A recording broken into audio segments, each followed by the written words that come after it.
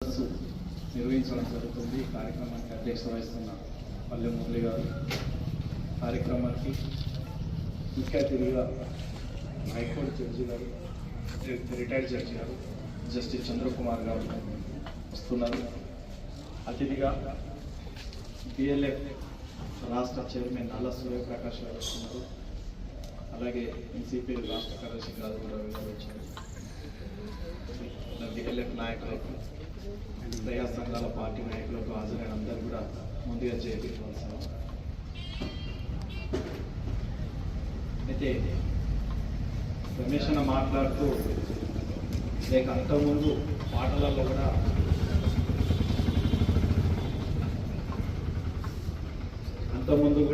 పాటలో కూడా ఎర్రజెండా ఉంది, ఇక్కడ ఎర్రజెండా ప్రజలకు అండగా ఉండాలని మాట్లాడారు. పాటలు కూడా విన్నారు. విధానం ఎప్పటివరకైతే ఆఫీస్ అంతా వెళ్ళదే మనం ఎప్పుడు ఎర్రజెండా చూసినాం, కానీ ఇక్కడ రెండు జెండాలు ఉన్నాయి. బ్లూ కలర్ ఉంది, కింద ఎర్రగా ఉంది, జెండాలు కూడా అవే ఉన్నాయి. మరి వీళ్ళు చెప్పేదేమో ఎర్రజెండా అంటున్నారు, మన వాళ్ళంతా ఎర్రజెండాలే, కానీ ఈ బ్లూ కలర్ ఎక్కడి నుంచి వచ్చిందని కొంతమంది అనుమానం ఉంది అని నేను అంటున్నాను. బహుజన లెఫ్ట్ ఫ్రంట్ బిఎల్ఎఫ్, ఇది బిఎల్ఎఫ్ అనేది బహుజన లెఫ్ట్ ఫ్రంట్. బహుజనులు జనాభాలో ఎక్కువ శాతం ఎస్సీ, ఎస్టీ, బీసీ, మైనారిటీలకు సంబంధించిన వారు ఈ దేశంలో, రాష్ట్రంలో, మన ప్రాంతంలో అంతటా కూడా 93% ఉన్నారు. అలానే అగ్రవర్ణాల్లో ఉన్న వాళ్ళు కూడా మరో 7% హక్కులను సాధించబడాలని బిఎల్ఎఫ్ ఏర్పడ్డది. ఇది 2018 ఏర్పడ్డది. 2018 నుంచి అనేక సార్లు ఎన్నికల్లో పోటీ చేసుకుంటూ రావడం జరుగుతుంది. అనేక కార్యక్రమాలు కరోనా టైంలో కూడా ఈ రాష్ట్రంలో ఉన్న సమస్యల మీద పనిచేయడం జరిగింది. ఈ బహుజన లెఫ్ట్ ఫ్రంట్లో ఎంసీపీ పార్టీ ప్రధాన పాత్ర, ఇప్పటిదాకా ఎర్రజెండా ఏదో చెప్పారో అందులో ప్రధాన పాత్ర పోషిస్తుంది. అలాగే బహుజన సామాజిక సంఘాలకు సంబంధించిన పార్టీలు, వ్యక్తులు, సంస్థలు ఈ బిఎల్ఎఫ్లో ఉన్నాయి. అలాగే వామపక్ష పార్టీలకు సంబంధించిన ఈ దేశంలో మార్క్సిజం, అంబేద్కర్ ఆలోచన విధానం బలపడాలని కోరుకునే సామాజిక, అలాగే వామపక్ష పార్టీలు కూడా ఈ బహుజన లెఫ్ట్ ఫ్రంట్లో ఉన్నాయి. ఈ బహుజన లెఫ్ట్ ఫ్రంట్ ఎన్నికలు వచ్చినట్టే కాకుండా అనేక దఫాలుగా ప్రజా సమస్యలు పనిచేయడం జరుగుతుంది. మొన్న పార్లమెంట్ ఎన్నికల్లో దాదాపు 5 పార్లమెంట్ నియోజకవర్గాల్లో పోటీ చేయడం జరిగింది. అలాగే అసెంబ్లీ నియోజకవర్గం మనకి ప్రాంతంలో కామ్రేడ్ అనిల్ కుమార్ గారు ఎమ్మెల్యే నిలబెట్టారు. ఆ సమయంలో ఈ రాష్ట్రంలో ఎంసీపీగా బహుజన లెఫ్ట్ నుండి భాగస్వామ్యం ఉండి 26, మొత్తం బిఎల్ఎఫ్గా 36 స్థానాల్లో పోటీ చేయడం అని జరిగింది. ఒక ఎన్నికల సమస్య కాదు, అన్ని రకాల సమస్యల మీద బహుజనులకు సమానత్వం, సమానాయం, రాజకీయ, ఆర్థిక, సామాజిక న్యాయం, సమన్వయం జరగాలి, వీళ్ళు చట్టసభలకు వెళ్ళాలి, వీళ్ళ హక్కులేందో సాధించబడాలని బహుజన లెఫ్ట్ ఫ్రంట్ పనిచేస్తుంది. ఆ వెలుగుల్నే వీర తెలంగాణ రైతాంగ సాయుధ పోరాట యోధులు ఆనాడు భూమి విముక్తి కోసం జరిగిన మహత్తరమైన పోరాటంలో తొలి అమరుడైన దొడ్డి కోమరయ్య గారు జూలై 4 నాడు మరణించిన రోజునాడు బహుజన లెఫ్ట్ ఫ్రంట్ బిఎల్ఎఫ్ ఈ రాష్ట్రంలో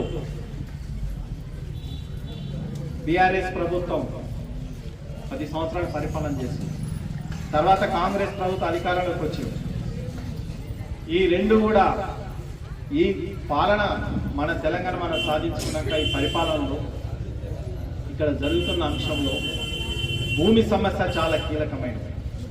ఆ భూమి కొందరి చేతిలో ఉంది, అది అందరి చేతులకు రావాలి అని ఆ రోజు జూలై 4 నాడున సుందర విజ్ఞాన కేంద్రంలో పెద్ద ఎత్తున భూమి సమస్య మీద సదస్సు జరపడం జరిగింది. ఆ తర్వాత జిల్లా స్థాయిలో జరపాలనే కార్యక్రమాలలో భాగంగా ఈరోజు హైదరాబాద్ ఇక్కడ జరపడం జరుగుతుంది. కానీ ఇక్కడ హైదరాబాదు పెద్ద స్థాయిలో జరపాల్సిన కార్యక్రమాన్ని ఒక మూలన, హైదరాబాద్కు ఒక మూలన మియాపూర్లో ఇంత చిన్న టెంట్లు వేసుకొని జరపడానికి గల కారణాలు వేరు. వాస్తవంగా అయితే హైదరాబాద్ నడిబొడ్డును జరిపి రాష్ట్ర ప్రభుత్వం కళ్ళు తెరిపియాలి భూమి సమస్య మీద. కానీ ఇక్కడ ముజాఫరాబాద్ నగర్లో మన ప్రాంతంలో జరపడానికి కారణాలు మాకంటే ముందు ఇక్కడ నిర్వాహకులు ఇక్కడ జరుపుతామని చెప్పగానే మేము అక్కడ ఏదైనా ఒక ఫంక్షన్ తీసుకొని జరుపుతామని చెప్పగానే నిర్వాహకులు చెప్పగానే వాళ్ళకంటే ముందు వాళ్ళకంటే ముందు ఇప్పుడు రాబోయే జడ్జి గారు కానీ సూర్యప్రకాష్ గారు చైర్మన్ గారు వారు ఏంటంటుంటే మొన్న మియాపూర్లో 101 సరణంలో 550 ఎకరాలకు సంబంధించిన ఖాళీ స్థలంలో జరిగిన దాన్ని కానీ లేకపోతే సంవత్సరాల తరబడి ఆ భూమిలో నివాసం ఉంటున్న పేదలకు నోటీసులు ఇవ్వడం కానీ లేకపోతే అక్కడ మరింత పేద ప్రజలకు కాకుండా ప్రభుత్వ విధానాలు చేస్తున్న విధానాల మీద కానీ మనం మాట్లాడాలంటే ప్రభుత్వానికి కళ్ళు తెరిపియాలంటే ప్రభుత్వాన్ని ఆలోచింప చేయించాలంటే ఈ కార్యక్రమం ఎక్కడో ఫంక్షనాలు కాదు, మీరు మియాపూర్ ముజాఫరాబాద్ నగర్ పెట్టండి అని వారి సూచన మేరకు మనం ఇక్కడ పెట్టడం జరిగింది. ఆ రోజు నోటీసులు ఇచ్చే టైంకు జడ్జి గారికి ఖాళీ లేదు. ఆయన వచ్చి సందర్శిస్తున్నాడు మన ఎంఏ నగర్ స్టాలినర్ ఈ బస్తీలన్నీ కూడా. ఆ 2 రోజులు ప్రయత్నం చేశాం, ఖాళీ లేదు. సూర్యప్రకాష్ గారి ఆరోగ్యం కొంచెం బాగలేదు అప్పటికే. ఆయన హైదరాబాద్ లో జరిగిన సదస్సులో సూర్యప్రకాష్ గారు గట్టిగా ప్రజలకు ఇచ్చిన నోటీసుల మీద ఆయన మాట్లాడారు.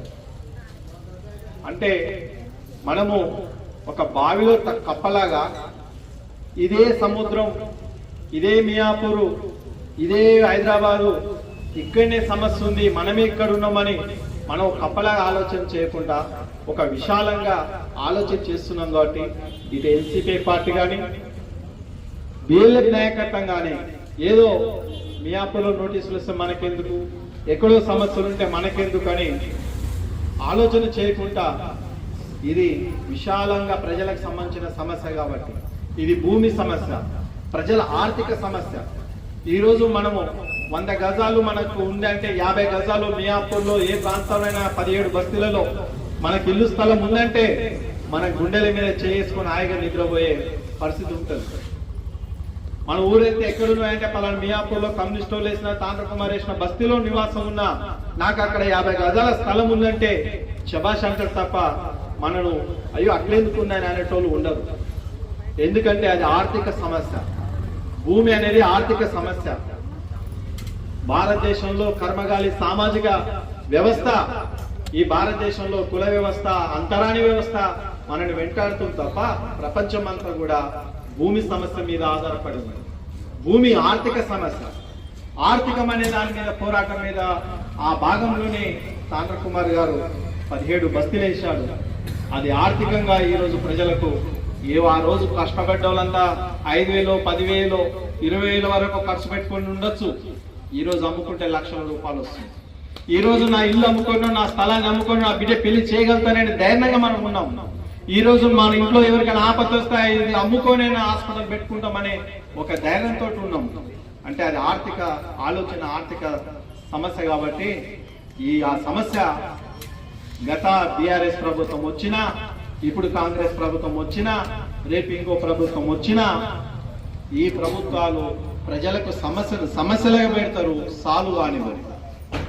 కాబట్టి ఈ రోజు మనం ఇక్కడి నుంచి మీరు దరఖాస్తులు పెట్టండి ఇళ్ల స్థలాల గురించి అంటే కొన్ని లక్షల మంది వస్తారు.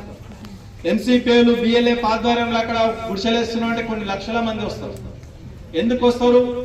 ఈరోజు మన తాతల్ని వెంటాడింది, మన తండ్రుల్ని వెంటాడింది, పొట్ట చేత పట్టుకొని వచ్చిన మనల్ని ఇక్కడ కూడా వెంటాడుతుంది. ఊరికి పోతే దున్నుకొని భూమి లేదు, ఇక్కడ వస్తే నిల్వ నీడ లేదు. ఒకవేళ నిల్వ నీడ వేసుకొని మన అనేక పోరాటాలు చేస్తున్నామంటే చట్టబద్ధత లేదు. ఇంటి నంబర్లు ఇవని కుర్రో మర్రని మొత్తుకుంటున్నాం, పట్టాలు ఇవన్నీ మొత్తుకుంటున్నాం, మాకు ఏదైనా ఆధారాలు చూపించండి అంటున్నాం. తాత్కాలికమైన రోడ్లు వేశారు, కరెంట్ ఇచ్చారు, నీళ్ళు ఇచ్చారు తప్ప నువ్వు ఎప్పుడు లేచిపోమంటే అప్పుడు లేచిపోవాల్సిందే ఆ పరిస్థితికి వచ్చేసింది. ఇందాక రమేష్ అనే చెప్పారు, ఆనాడు బీఆర్ఎస్ ప్రభుత్వం కన్నా కాంగ్రెస్ ప్రభుత్వం అనేక చట్టాలు తెచ్చుకుంటుంది, అనేక రకాల తనకు అనుకూలమైన కార్యక్రమాలు చేస్తుంది. ఏమి ఆనాడు టీడీపీ గవర్నమెంట్ ఉన్నప్పుడు, రాజశేఖర రెడ్డి గవర్నమెంట్ కొనసాగేటప్పుడు ఏముండే? ఉడా ఉండే. ఉడా ఇదంతా మనకు ఉడా సెక్యూరిటీ, ప్రైవేట్ సెక్యూరిటీలు పెట్టి ఉడా అనేవాళ్ళు. ఇప్పటికి చాలా మంది ఉడా అంటారు. ఉడా పోయినాక రాజశేఖర రెడ్డి 2009 ఏం తెచ్చిండు? HMDA తెచ్చిండు. ఇప్పుడు మళ్ళీ కాంగ్రెస్ ప్రభుత్వం వచ్చినాక ఏమొచ్చింది? హైడ్రా వచ్చింది. ఇది ఇంకేమొస్తుందో. అప్పుడు కూడా ఇంత ఉండే, HMDA ఇంత అయింది, హైడ్రా ఇంత అయింది. ఇప్పుడు RRR కాడికి విస్తరించింది. మొన్న స్టేట్మెంట్ రేవంత్ రెడ్డి ఏమి ఇస్తాడంటే, ఎక్కడైనా కబ్జాదారులు గజం స్థలాన్ని కబ్జా చేస్తే ఊసలు లెక్క పెడతారు, హైడ్రా చట్టం అంటారు. అంటే ఇప్పుడు మనం గజం దాటొద్దు, ఉన్నదాన్ని కాపాడుకోవద్దు. ఈ పరిస్థితిలో ఉన్నాం. ఇది మన బస్తీలకు సంబంధించినదే కాదు, మనం హైదరాబాద్కే కాదు, ఈ రాష్ట్రంలో భూమి సమస్య చాలా కీలకం కాబట్టి BLF గుర్తించింది. అందులో భాగంగా రాష్ట్ర సదస్సు వేసి ఈ రాష్ట్రానికి ఒక 12 డిమాండ్లతో కూడిన రాష్ట్ర ప్రభుత్వానికి మెమోరాండం ఇచ్చింది. అయ్యా, ఈ రాష్ట్రంలో ఇలాంటి భూ సమస్యలు ఉన్నాయి. 10 సంవత్సరాలు BRS ప్రభుత్వం పరిపాలన చేసినప్పుడు అనేక సమస్యలు వచ్చినాయి. వాటి పరిష్కరించకుండానే రాష్ట్ర ప్రభుత్వం దాన్ని తిరస్కరించి ప్రత్యామ్నాయంగా కాంగ్రెస్ ప్రభుత్వం ఎన్నికల్లో బాగా హామీలు ఇస్తున్నారు. కాబట్టి మీరు పరిష్కరిస్తారని మిమ్మల్ని గవర్నమెంట్ ప్రభుత్వాన్ని ఏర్పాటు చేసిన ప్రజలంతా ఓట్లేసి మరి ఈ సమస్యలు నేను BLF రాష్ట్ర ప్రభుత్వం ముందు 12 డిమాండ్లతో కూడిన భూ సమస్యలు పెట్టడం జరిగింది. అందులో దేవాదాయ భూములు కాపాడమంటుంది. అందులో దేవాదాయ భూములు నివాసం ఉంటున్నాకి చట్టబద్ధత ఇవ్వాలంటుంది. లావణ్య పట్టాలు, మన గ్రామాల్లో లావణ్య భూములు ఉంటాయి, వ్యవసాయం చేసుకుంటారు, ఇప్పటివరకు పట్టాలు లేవు. పట్టాలు ఇచ్చి చట్టబద్ధత చేయమంటుంది. గైరాను భూములలో ఉన్నాయి. అలాగే ఆనాడు BRS ప్రభుత్వం 3 ఎకరాల భూమి ఇస్తా అంటుంది, ఈరోజు 5 ఎకరాలు ఇవ్వమంటున్నాం. అలాగే ఇళ్ల స్థలాలు వేసుకున్న వాళ్ళు ఇళ్ల తరబడి ఉన్నారు. వాళ్ళ పిల్లల పెళ్లి మల్మనాలు ఎత్తుకుంటున్నారంటే చాలా ఏళ్ళ నుంచి ఉన్నట్టు వాళ్ళ పట్టాలు ఇవ్వమంటున్నాం, ఇంటి నెంబర్లు ఇవ్వమంటున్నాం.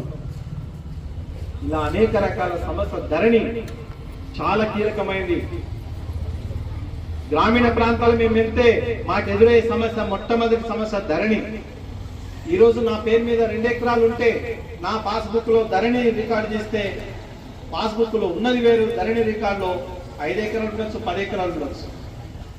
1 ఎకరం ఉన్నకు 4 ఎకరాలు వస్తుంది, 4 ఎకరాలు ఉన్నకు 1 ఎకరం వస్తుంది. అంత ధరణి అంత కింద మీద ఉంది. కాబట్టి వీటిని పరిష్కరించండి. ఈ ధరణి పరిష్కరించకపోవడం వల్ల కుటుంబాలు అన్నదమ్ములు కొట్టుకొని చేస్తున్నారని ఇలాంటి సమస్యలు కూడా అనేక రకాల భూ సమస్యలు ప్రభుత్వం ముందు ఉంచాం. ప్రభుత్వం మనం బియ్యంగానే ఉంటుందా? అసెంబ్లీ వరకు వెయిటింగ్ చేశాం. అసెంబ్లీ ఏమన్నా తీసుకుంటుందా అంటే ధరణి మార్పులు చేస్తుందని చెప్పారు తప్ప భూమికి సంబంధించిన ఏది చేయరంట. అసెంబ్లీ సాక్షినే మీరు రాష్ట్రంలో ఎవరైనా కబ్జాకోర్లు గజం స్థలానికి కబ్జా చేస్తే ఖబర్దార్ అన్నట్టు హెచ్చరించి అసెంబ్లీలో మాట్లాడారు. మరి ఏం చేయాలి? జిల్లాలకు వెళ్ళాలి, ప్రజల్ని ఆలోచింప చేయాలి. ఈ భూమి తప్ప మాకే ఆధారం లేదనేటట్టు ప్రజల్ని సమీకరించుకోవాల్సిన ఆధారంగా ఈరోజు ఇక్కడ జరుగుతున్న దాంట్లో భాగంగానే నిజామాబాద్ లో భూ సదస్సు జరిగింది. అచ్చంపేటలో జరగబోతుంది, సూర్యాపేటలో జరగబోతుంది, నల్గొండలో జరగబోతుంది, వరంగల్లో జరగబోతుంది, హన్మకొండలో జరగబోతుంది, జనగామలో జరగబోతుంది. అనేక ప్రాంతాల్లో మిగతా 33 జిల్లాల్లో భూ సదస్సు నిర్వహించి అసలు భూమి ఎవరి చేతిలో ఉంది, భూమి ఎవరి వాటా, భూమి ఎవరికి చెందాలి, ఎవరి చేతిలో ఉంది అనేది తెలుసుకోవాలి ప్రభుత్వం తోటని. దీని మొత్తానికి ఒక 3-4 నెలలలో ఈ రాష్ట్రంలో పెద్ద ఉద్యమాలు లేకపోతే ప్రజలు నివాసాలకు చట్టబద్ధత లేదు. అయ్యా, మా ఇంట్లో హైదరాబాద్ వచ్చి బతుకుతున్నాం, మా ఇంట్లో మాకు 2 కొడుకులు 3 కొడుకులు ఉంటే వాళ్ళ పెళ్లిళ్ళు చేస్తే ఒకే ఇంట్లో 2-3 కాపురాలు చేస్తున్నారయ్యా. మా కొడుకుకు కావాలి, లేక మా కుటుంబాలు కావాలి, లేక అసలే లేని వాళ్ళకి కావాలని డిమాండ్తో చేసడానికి కూడా స్థలం లేకుండా ప్రభుత్వాలు చేస్తుంది. కాబట్టి దీని మీద భారీ ఉద్యమాన్ని తీసుకోకపోవడానికే ఈరోజు ఇక్కడ కార్యక్రమం తీసుకోవడం జరిగింది. మీ అందరికీ తెలియజేయడం జరుగుతుంది. ఇందాక రమేష్ అన్న మాట్లాడారు, కీలకమైనది, చాలా కీలకమైనదంటే అది ఇక్కడ కొంతమంది ఈ ముజాఫర్ అమ్మన్నలో చుట్టుపక్కల జరిగిన భూ పోరాటంలో జైలుకి వెళ్ళిన వాళ్ళు కూడా, మహిళలు కూడా, పురుషులు కూడా ఉండి ఉంటారు. తీసుకెళ్లి దాని నాయకత్వం మంచి వాళ్ళకి తీసుకెళ్లి కొడితే కుమారన్నకు రక్తం వస్తే చౌలలకి రక్తం వచ్చా. ప్రకాష్ రెడ్డి వేసుకుంటే 98లో మన ముజఫర్ నగర్ వేయలే ఇంకప్పటి డిఎస్ ప్రకాష్ రెడ్డి ఉంటే ఐదర్ నగర్ లో గుడిసెలేస్తే ఇక్కడ కూర్చున్న నరసింహ గారు ఉన్నారు, కుమారన్ ఉన్నారు, చాలా మంది కూడా అనేక సంవత్సరాలు జైలుకి వెళ్ళారు. కాలు పై కట్టే స్థాన కుమార్ గారు ఉంటే చౌలకి రక్తం వచ్చింది. అనేక సార్లు దాడి జరిగితే రమేష్ అని చెప్పినట్టు పక్క బొక్కలకి చీము వచ్చింది. ఇక్కడ భూమి మీద పోరాటం చేయాలంటే ఒకరికి ₹1,00,000 ఇస్తాను. ఇక్కడ ఒక షోపుటం నడుస్తుంది, మేము కూడా ఓపిక పడుతున్నాం, బాగా ఓపిక పడుతున్నాం. ఒక షోపుటం నడుస్తుంది ఏమైనా కానీ. ఒక ఆయన ఎక్కడి నుంచో వస్తాడు, నేను ముజఫరాబాద్ నివాసాలు అంటుంటే జనమంతా కళ్ళు తెచ్చి చూస్తున్నారు బాగా. ఓ ఈయన నివాసేనయ్యా, మొన్ననే పుట్టిండు, మేమంతా ఎప్పుడో పుట్టినాం ఈయన కానీ. ముజఫరాబాద్ నగరుడు పుట్టిడు 30 ఏళ్ళు అవుతుంది కానీ ఈయన మొన్న వచ్చి పుట్టిండు, ఈయన కరెక్టే అని కూడా జనం చూస్తున్నారు. ఆయన వచ్చి షోపుటప్ చేస్తాడు. ఏం షోపుటప్ చేస్తాడు? నేను ముజఫర్ నగర్ నివాసినే కాబట్టి వీటన్ని నుంచి నేనే కొట్లాడుతున్నా అంటే జనం కూడా బాగా సపోర్ట్లు కొడుతున్నారు. మేము కూడా బాగా ఓకే బట్టి చూస్తున్నాం. కోట్లు కమాయించుకోవడానికి, జేబులు నింపుకొని పోవడానికి జనాన్ని మోసం చేసే వాళ్ళు ఉన్నారు, చేస్తున్నారు మన మధ్యనే. హెచ్ఎండి అధికారి మావోడే అంటాడు, వాడు మావోడే అంటాడు, రేవంత్ రెడ్డి తమ్ముడు మావోడే అంటాడు.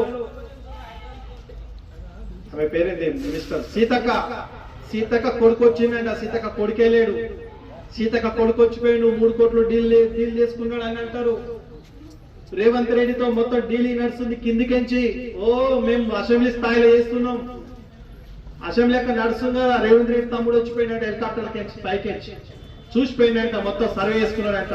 ఇక్కడ జనం అంతా నమ్ముతున్నారు వాళ్ళు చెప్తా ఉంటే. అక్కడ డీల్ నడుస్తుంది. మహేందర్ రెడ్డి మన దగ్గర మినిస్టర్ చేస్తుండే, ఆయన దగ్గర పోతున్నారు. గాంధీ ఒక వర్గం పంపించారంట ఎమ్మెల్యే గారు.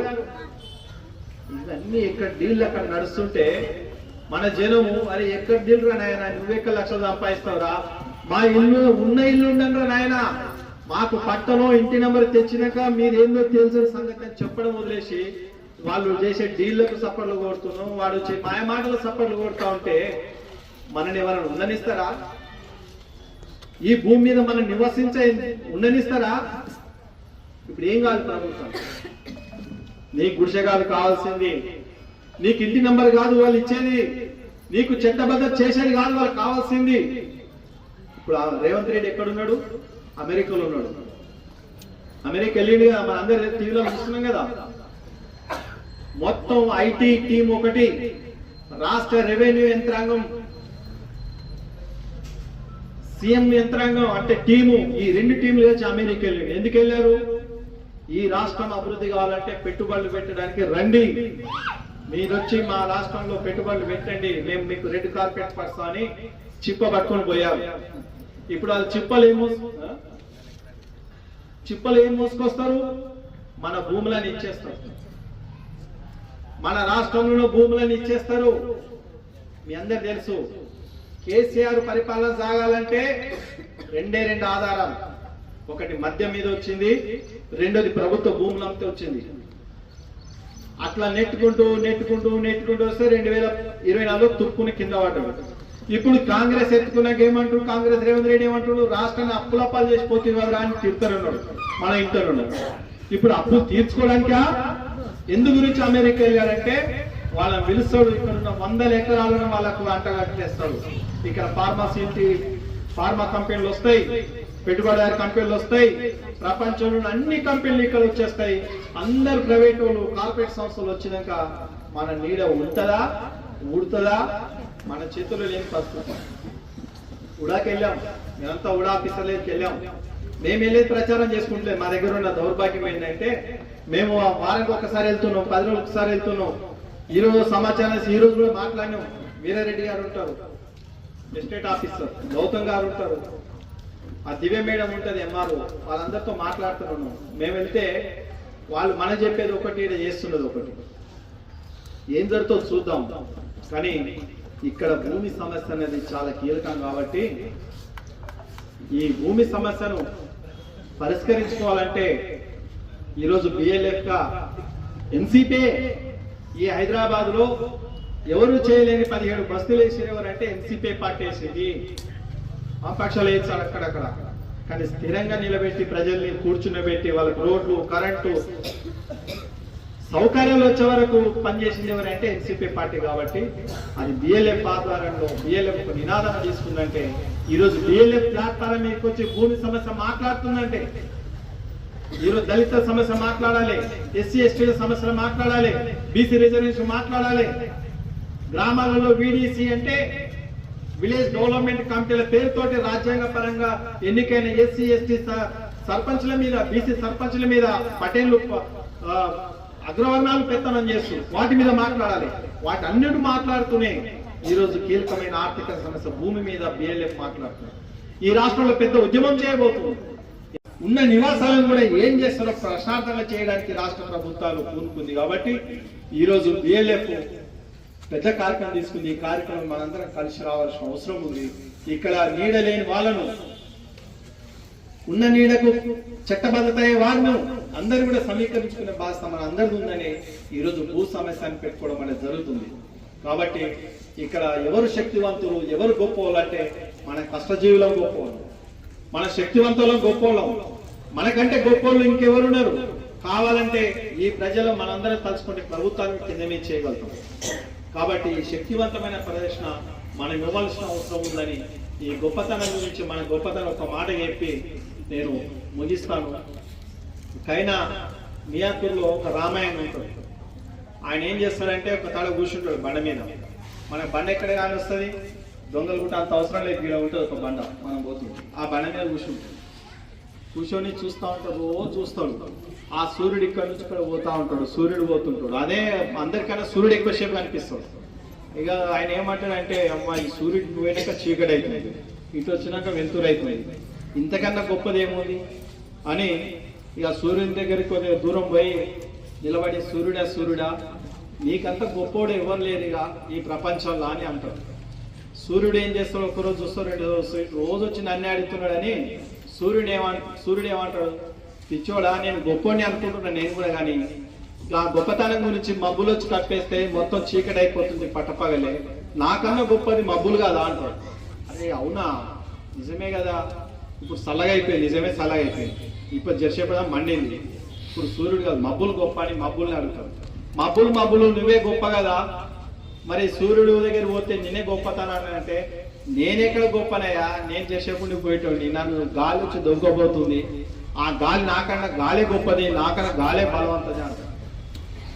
ఆ గాలి దగ్గర పోతే గాలి సూర్యుని ఆపే మబ్బులు గొప్పది, మబ్బుల్ని ఆపే నువ్వు గొప్ప, నీకంత గొప్ప వాళ్ళు ఎవరున్నారు అంటే, నేను కాదా గొప్ప, నా గొప్పదనం అంతా చెట్లు, కొండలు, రాళ్ళు, రప్పలు అవి గొప్పవి. నేను ఎంత దొబ్బాలన్నా దొబ్బుతలేవు, పోతలేవు పెద్ద పెద్ద కొండలు, ఇక్కడ దొంగలు గుట్టుంది, సంవత్సరాల తరబడి దొబ్బినాను పోతలేదు ఆని ఉంది, నాకన్నా పెద్ద కొండ గొప్ప, రాళ్ళు రప్పలు గొప్ప.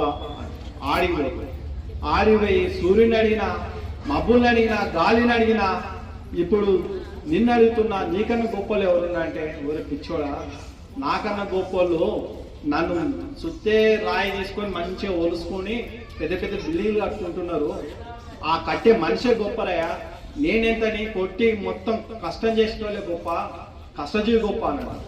ఇక్కడ ఏంటంటే ఈ ప్రకృతిలో మనకి ఎంత ఉన్నది, మనిషి అనుకుంటే సాధించేది ఏం లేదు, సాధించండి ఏం లేదు. కాబట్టి ఇక్కడ శ్రమజీవి గొప్పతనం. ఒక పెట్టుబడిదారుడు కార్లా వచ్చి లేకపోతే తన లాభాల కోసం ఈ సమాజంలో పనిచేసిన వాడు గొప్ప అనుకొని మనం మోసపోకూడదు. మనందరం కూడా పొద్దున్న లేచి పని చేయకపోతే మన ఇల్లు గడవదు, మనందరం కూడా కాయ కష్టం చేయకపోతే మన పిల్లలు చదువుకోలేదు, మనందరం కూడా ఏదో ఒక పని చేయకపోతే మాత్రం ఈ సమాజాన్ని అభివృద్ధి కాలేదు. కాబట్టి ఇక్కడ మన శ్రమజీవులందరం, కష్టజీవులందరం గొప్ప వాళ్ళని, ఈ గొప్ప వాళ్ళంతా ఒక తాడి మీదకి రావాల్సిందే. అదే బిఎల్ఎఫ్ కోరుకుంటుంది. 193% ఉన్న అగ్రవర్ణాలు ఉన్న 5% ఉన్న అందరూ కూడా ఒక తాడి మీదకి వచ్చి మనకు రాజకీయ చైతన్యం కావాలి, ఆర్థిక చైతన్యం కావాలి, సామాజిక చైతన్యం కావాలి. అప్పుడే రాజ్యాంగంలో రాసి ఉన్న ఫండమెంటల్ రైట్స్, రాజ్యాంగంలో మొదటి ఫండమెంటల్స్ రాసింది ఏముంది, కూడు విద్య వైద్యం సకల జనులకు సమాన హక్కుగా ఉండాలంట. అంబేద్కర్ చెప్పి రాసింది ఏంటంటే, రాజ్యాంగంలో మీరు ఏ రాజ్యాంగ పుస్తకాన్ని తిరిగండి, ఎవరిని అడగండి, ప్రాథమిక హక్కుల్లో 4 ప్రధానమైన హక్కులు. ప్రతి మనిషికి, భారతదేశంలో జీవించే ప్రతి మనిషికి కూడు కావాలి, గూడు కావాలి, విద్య కావాలి, వైద్యం కావాలి. ఇది ఉచితం కావాలని రాజ్యాంగం రాసిన. కర్మగాలి మన దేశంలో పెట్టుబడిదారులు, దోపిడీ వర్గాల మధ్యన మనం జీవిస్తున్నాం కాబట్టి కూడు దౌర్భాగ్యపరుస్తుంది, గూడు మరింత